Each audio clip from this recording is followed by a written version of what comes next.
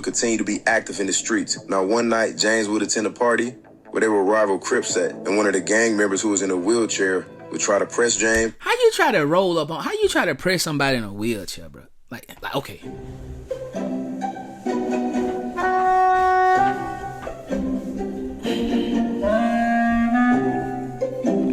What set you from, cuz? Come on, man. And start banging on him. YouTube! What's that word, man? Welcome back to the channel. Welcome back to another video, man. I go by King Dunn. You did what I'm saying. This is my second reaction channel, man. Y'all gotta tap all the way in. You know what I'm saying? Like, hype, subscribe, man. You know what I'm saying? Roll to 3K subs, man. Shout out to the mob.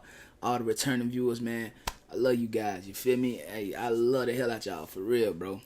You know what I'm saying? Y'all make doing this right here so much easier, bro. You feel what I'm saying? Like, I enjoy the feedback. Whether it's negative, positive, I enjoy the feedback. I enjoy you guys. You did. Anyway, man, today, man, we talking about Mob James, man. Mob James, man, he ran with Suge Knight. You know what I'm saying? He was a mob PIRU. He beat up DOC from NWA, and he was shot 4 times and accused of snitching. I didn't know that. So, yeah, we talking about Mob James, man. Shout out Boys in the Hood TV, folks. And we going to tap right into the content. Let's get it. I think that too, my nigga. Welcome to Boys in the Hood TV. Today we're going to be discussing the life of OG Mob James from the mob PIRU'S. Now, James will be born in 1965 in South Central. And in 1973, his family would relocate to the city of Compton.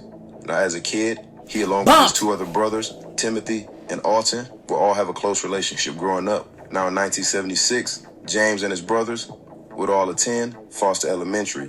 Now, as a kid, James was always getting into fights on a daily basis. And by 3rd grade, he would get expelled at Foster after punching his school teacher after she tried to take him to the office. Not only was he having trouble... God, tomato. Why would you do that, bro?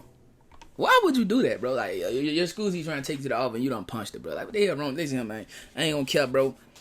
That's why every day when I pray, bro, I pray that God protect my wife and my mom. You know what I'm saying? Because they are both in the school system. Because I don't give a damn how old a kid is. And nigga, I'm talking about how old are kids when they can go to school? Like 5, right? Nigga, from 5 to 18, bro. I don't care, bro. If my wife or my mama call me talking about a child and put their hands on them, that child has to die. I'm sorry. I'll whoop your ass if your daddy won't. You feel what I'm saying? So, it's not that. I ain't gonna kill him. Maybe. I don't know. That's why I pray to God every day, Lord, protect them. Because you protecting them is gonna protect me. Because I don't think I can deal with that phone call. You know what I'm saying? I don't think so. Hey, where they stay at? Know where they stay at? Switch heat high. Smack, smack. Smack, smack. Smack, smack, smack, smack, smack. Straight up, bro. Trouble in school, but outside of school, he was getting bullied and picked on. So one day, James would head back home, grab a couple kitchen knives, oh my God, and come back up to the school and wait at the playground for the kids to get out of school. Lord, once he saw his bullies, he would then start chasing them around the neighborhood with knives. Lord, but the Jesus, trouble didn't only stop at school with the bullies. He also dealt with trouble at home with an abusive father who would whoop him, not only for getting in trouble for school, but sometimes even when he had done nothing wrong. One of his beatings were so bad that he had to be taken to the hospital and having the top of his head stapled.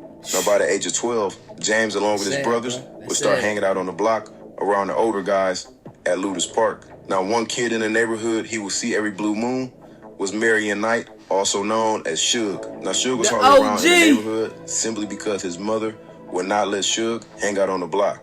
Now, throughout the neighborhood at this time, James was known as Lil Mac. He was also known for riding the block, carrying a baseball bat, which was broken in half. Now, because of his wild behavior, he would be bounced from school to school due to constant fighting. Now, at the time, the East Side Mob was beefing with most Compton Crips, but one of their main rivals was the Santana Block, who were extremely active in the city.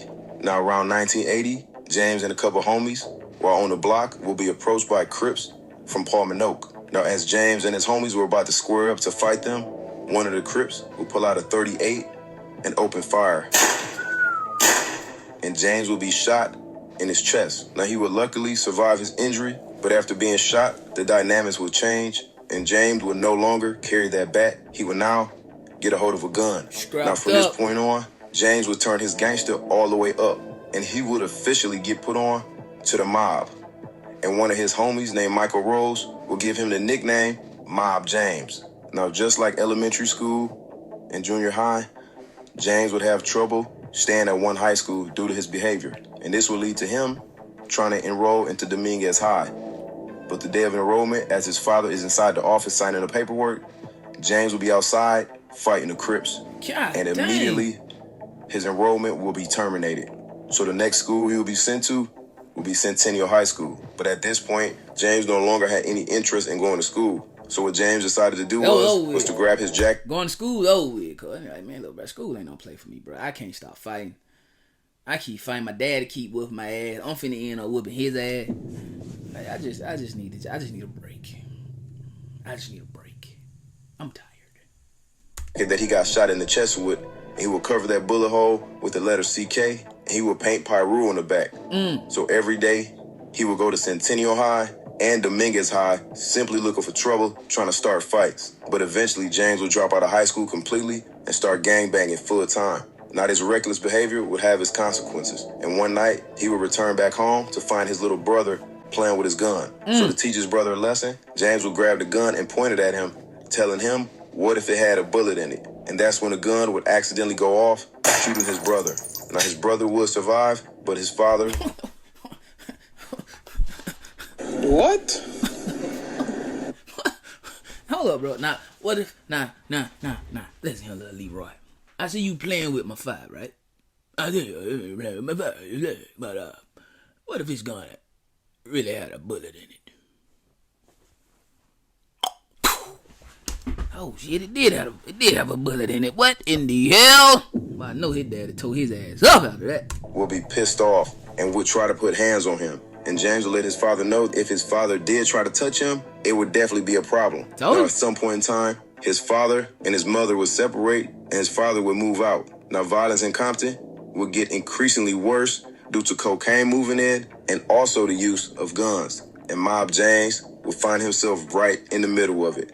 Around 1982, James would get news that one of his homies were being jumped by a group of Samoans up at the Compton swap meet. So James would head up to the swap meet to confront them. But little did he know that it was a 12-year-old kid hiding behind a car with a shotgun who would open fire on all of my PIRU'S. And sadly for James, he would be hit, but he would survive. Now, even after being shot on 2 different occasions, this would not stop James from gangbanging or running the streets. It simply made him that much more dangerous.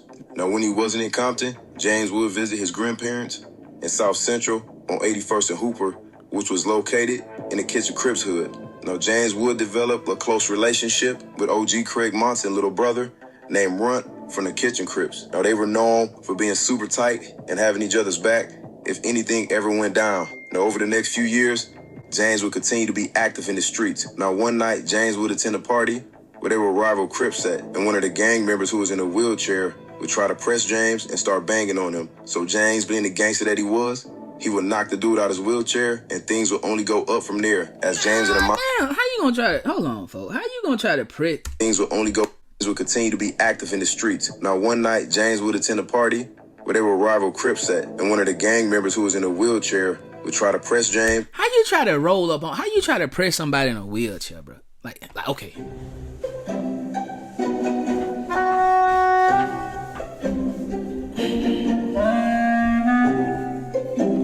What set you from, cuz? Come on, man. And start banging on him. So James, being the gangster that he was, he would knock the dude out his wheelchair, and things would only go up from there. As James and the mob members went out to the van, Crips from inside the party would come out blasting, and it would be an all-out shootout between the mobs and the Crips. And James, in the midst of all the gunfire, would be hit in the back with a 4.5. Yet again, James would survive this injury. Now, with the rise in drugs, Mob James, like many of his homies, would start selling dope to make their money in the streets. Of course. Now, in 1984, James and his brother would be kicking it on the block when they would notice a van constantly driving back and forth. through the hood. So James started getting suspicious, so he would quickly head back to his house, grab his gun. Now once he pulled back up on the block, that same van would be seen, and it would suddenly stop at the dead end part of the street. And out of nowhere, the men inside would then open fire. So James and his brother would then return fire back. Now as multiple shots are being fired, suddenly the shooters inside of that van would stop shooting. And the reason was that one of them had been shot and killed, which was a 16-year-old boy. Now that van would immediately flee the scene, while Mob James and his brother would continue to open fire.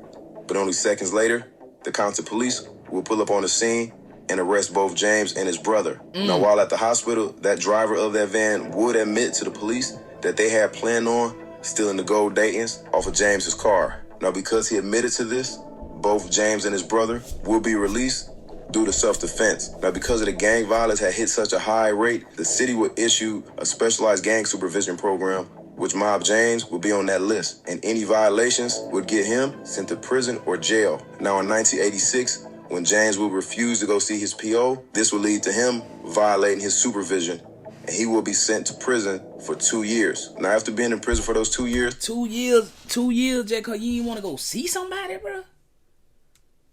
That's crazy. 2 years just cause you didn't want to go see somebody. That's crazy, bro. James would realize that this was not the place that he ever wanted to be again. And in 1988, he would be released and be back on the streets. Now, the very next day after being released, Suge Knight will get word and come back to Compton and visit James at his house. And he and James will become super tight and start kicking it every day. Suge at the time will be working security. He would ask James, did he want to come along with him and start working a security job? And James would accept. Now, around 1989, his brother Buntry will be paroled after an attempted murder on a police dog after choking it nearly to death. Now, once out, James... Hold on, folks.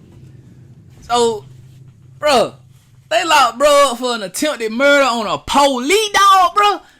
Say that nigga choked the dog, almost choked the dog to death, nigga.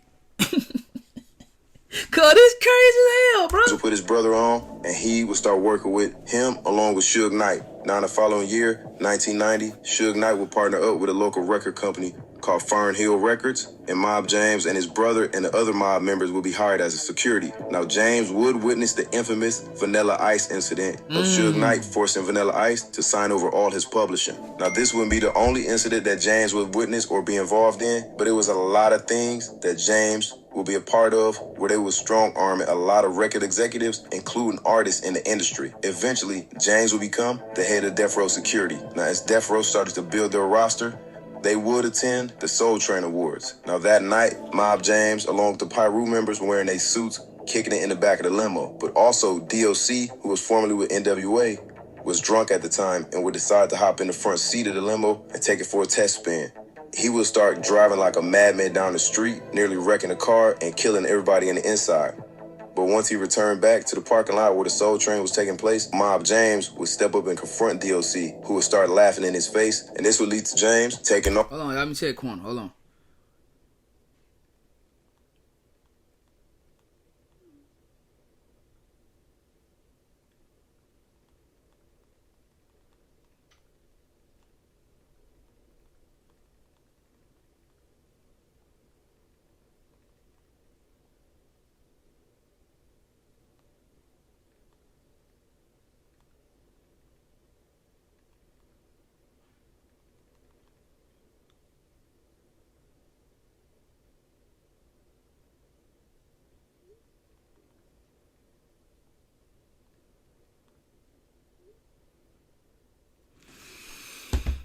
Off and hitting DOC so hard, he would slide over the hood of the car. James, at this point, had built up a fierce reputation, and he was respected by everybody. Now, the drama with Death Row would continue to get worse. One night at the Roxbury Club, Suge Knight will get into an altercation with 6 players from the LA Rams who he knew from his time playing football. One of the players would then key his Mercedes-Benz. So Suge Knight would run on the inside, telling Mob James and the other PIRU'S, who would immediately rush outside and step to the Rams. Out of nowhere, a brawl would take off after one of Suge Knight's twin cousins would punch on one of the Ram players. Now, this brawl would last for a few minutes up until the police would arrive, and one of Suge Knight's cousins would be arrested while still fighting the football player on the ground. Now, Mob James would eventually find himself in deep waters, In 1992, in the midst of Dr. Dre working on the Chronic album, James would find himself being arrested for attempted murder. But due to lack of evidence, the charges would be dropped to an accessory after the fact, and he would only spend 8 months in county before finally being released. Now, over time, James would start playing the back seat and allow his brother, Buntry, to start really working security for Suge Knight because he was afraid of flying, and his job required a lot of air travel. So this would lead to James working at Suge Knight's lowrider shop called Let Me Ride on Rosecrans. This shop would bring in a lot of business, and even one situation, Dr. Dre's car would be dropped off up there to get worked on, and Mob James would decide to steal a car and joyriding it for nearly 3 days around the hood before finally giving it back. Now by 1994, what happened? My bad, gang. I ain't even watching it. What happened? Finally being released. Now over time, was drunk at the time and would decide to hop in the front seat of the limo and take it for a test spin. He would start what? I would get word and come back to Compton and visit James at his house. And he and James kicking it in the back of the limo. But also DOC, who was formerly with NWA, was drunk at the time and would decide to hop in the front seat of the limo and take it for a test spin. He would start driving like a madman down the street, nearly wrecking the car and killing everybody in the inside.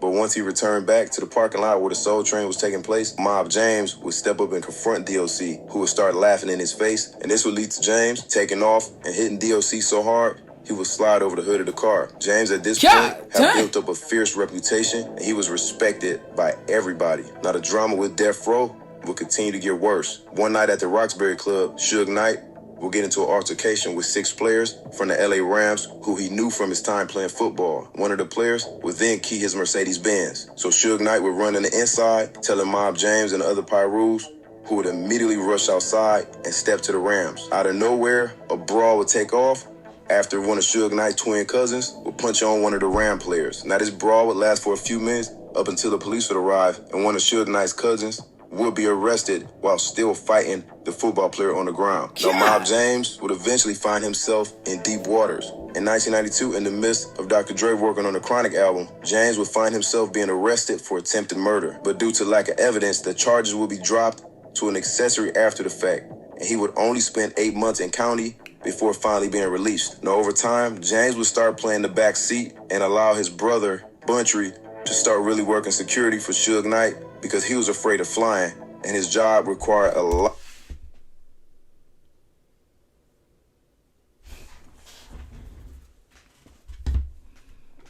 Oh! I'm about to cut. So, bro, you telling me you did all this gangster stuff, bro? All this gangster stuff to only be afraid of flying?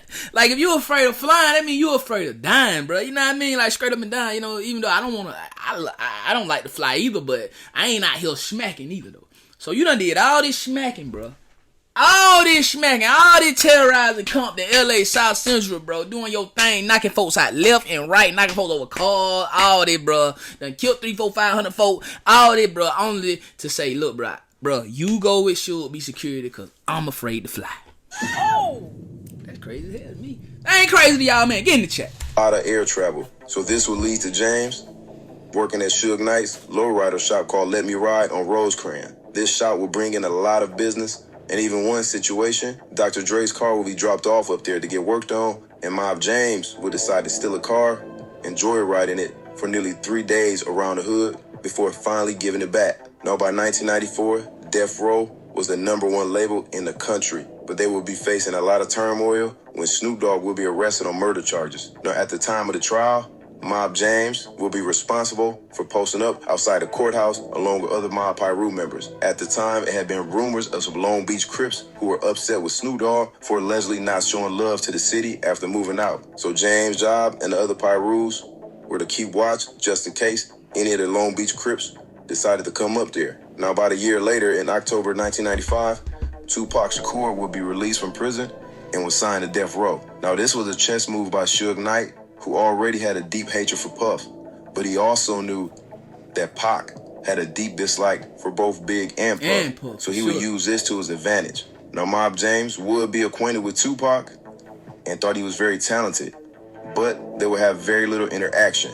Now this would be due to James not liking how Pac started to move, especially affiliate himself closely with the Mob PIRU members and eventually getting a mob tattoo. Niggas try to play that gangster, but we MOB for motherfucking real. Many people think their only options. So bro didn't really want Pac banging that, because he thinking like, bro, you ain't from here, you ain't put in no work. With all this going, you know what I'm saying? I dig it though. Like, come on, like Mob James, like he was a real deal gang banger. So he was like, bro, come on, man, you just a rapper, bro. You ain't putting no work in with the mob, bro. You ain't, you know what I mean? So I dig it, gang. no, MOB still had beef in the city of Compton. Now at the time, Mob James' baby mother lived in the Southside Compton CRIPS neighborhood, and she would start feeding him information that the Southside had linked up with Puffy. Now with this new affiliation with Puff, this will lead to MOB and Southside Compton Crips on a crash course. Now rumors would start to spread that Puffy had put a 10K bounty out on anybody who could snatch a death row chain, and it wouldn't be too long before somebody took him up on that offer. In the fall of 1996, the Southside Compton Crips and MOB were clashed at the Lakewood Mall in an attempt to snatch Trayvon Lane's death row chain. Now after this attempt failed, everything would spiral out of control in Compton, and this would lead to multiple shootouts. But in September, everything would go from bad to worse when Tupac and MOB would pack out Baby Lane at the MGM Grand. Now while this fight is going on at the Grand, Mob James was working security at Club 662. Now about 30 minutes later, while working the door, James would see the Southside Crips pull up in the parking lot before immediately leaving. But only a few hours later, Suge Knight would come back to the club, letting everybody know that Pac had been shot. But ultimately, in the end, Tupac would die from his injuries, and things would Long live Pac, man. Rest in peace, Tupac, for sure. only get worse. This would lead to back and forth shootings between the PIRU'S in Compton and the Southside Compton Crips. Multiple deaths would come about due to this beef. Now, James would get word in the midst of all this shooting from his baby moms that the Southside Crips were bragging about smoking Tupac, specifically Baby Lane.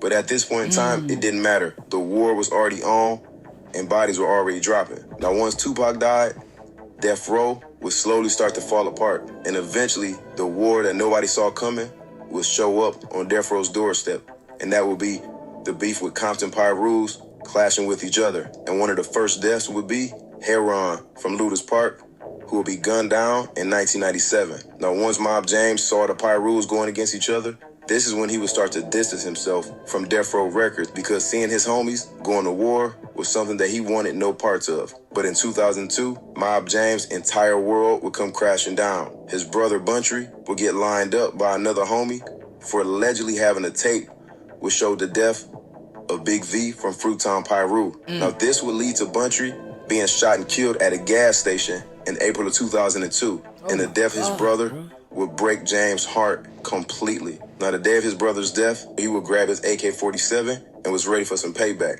But his mother would be that calming voice who was able to talk him down to stop him from possibly causing more bloodshed.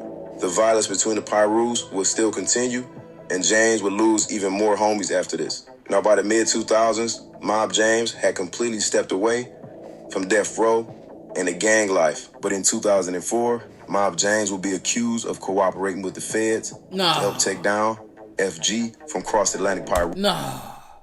I mean, I knew it. I knew it. Mob, he was scared to fly. Like, bro, like you can't be a real G if you scared to fly, right? Hey, shout out Mob James. I don't want no smoke with Mob James, but I'm just saying, gang, I kind of knew it, bro. I kind of knew it. In the alleged drug transaction from the early 2000s. Now, FG from Atlantic Piru would end up taking the deal and be sentenced to 4.5 years in the feds. Now, Mob James would deny any allegations of being an informant or snitching of any kind. Now, as of today, Mob James is still alive and well and can be seen online doing interviews on YouTube, on different podcasts. I would like to thank everybody for tapping in, and I'll see y'all next time. Shout out my dog, man. Ain't Boys in the Hood TV for that doc, man. You feel what I'm saying? And shout out Mob James, man. I think Mob James done about beat the war, ain't he? Mob James gotta be every bit of 60, 70 years old, man. You feel me? You know, I heard stories about Mob James, Neckbone, Buntry, you know what I'm saying? Like, them boys really was terrorizing things, but I also heard stories about Keefy D, Baby Lane. They were terrorizing things too. It's just crazy, bro. But I did not know that the PIRU'S went to war with the PIRU'S, and that cost a lot of PIRU'S to lose their life. I can only imagine, though. You know what I'm saying? That's just like me being cool with you, right? And now our hoods beefing, right? But me and you still cool. So you still rocking out with me, I'm still rocking out with you. I still come on your turf, you still come on my turf, but then I come on your turf and I get smacked. Crazy. Rest in peace, Bontra, though, man. Rest in peace, Pac, man. You know what I'm saying? Shout out Suge, Mob James, the whole Death Row. What they did for hip hop, man, can never be done again, bro. Suge had hip hop on smash, bro, for sure. You dig? Just think about what, man, like, so much came from Death Row. Dre, Dre really came from NWA, but you gotta say Dre, Snoop, Pop. You know what I'm saying? Dog Pound, Dash. You know what I'm saying? Think about all these beats, bro. That Dash done put out, bro. You know what I'm saying? Corrupt, like. That was a dope time to, you know what I'm saying, to actually, like, rock out with that. I mean, I was young as hell, so I remember it, but, like, you know what I'm saying? It ain't my era, but, because y'all niggas trying to peep my age. It ain't my era, nigga. You know what I'm saying? It ain't my era, bro. Stop doing it. Anyway, though, y'all let me know how y'all feel about that folk in the chat down below, man. Don't forget to like, hype. Don't forget to subscribe. Make sure you rank it up, make sure you read it. Make sure you do what you do. You know what I'm doing. Subscribe. 7K.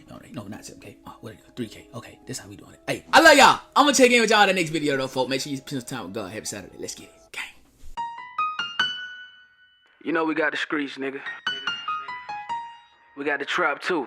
I say my trap doing numbers. I just bust another jewel. Got a player around the corner. Hey. I say my trap doing numbers like that 05 summer. Got a quarter pound on me. Hey. The trap doing numbers.